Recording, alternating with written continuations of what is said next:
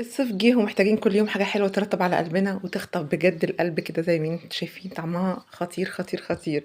الحلا ده انا مسميها الحلا المجرم، مجرم لان انا بحط بس معلقة في الصينية والاقي نفسي دوست فيها على النار. بقى اجيب حلة كده احط فيها 3 كوبايات من اللبن البارد، عليهم 3 معالق من النشا، اشغل النار افضل اقلب اقلب فيها ايديا ما اسيبهاش ابدا. بعد كده باطفي عليها.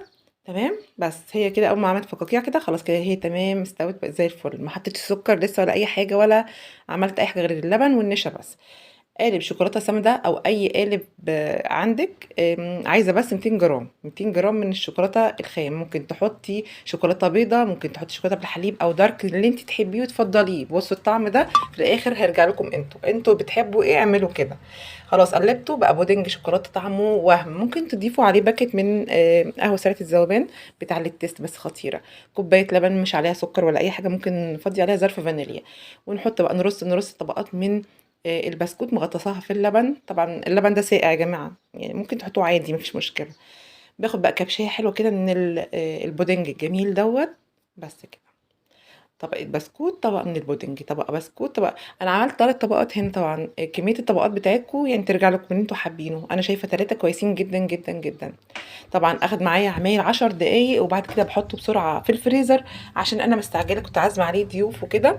فأنا يعني ده أسرع حالة ممكن تعملوه أصلا لما تعرفوا إن في حد جايلكم وينجزكم، وطعمه بجد حاجة فخمة. لا تقولي بقى لا تورتة ولا جاتو ولا كيك ولا أي حاجة خالص، ده إجرام بجد. يعني ضيوفكم هينبهروا بطعمه ويحسوا كده ان انتم مقدمين لهم حاجه يعني متعوب عليها بقى ومكلفه والدنيا كده يعني ايه.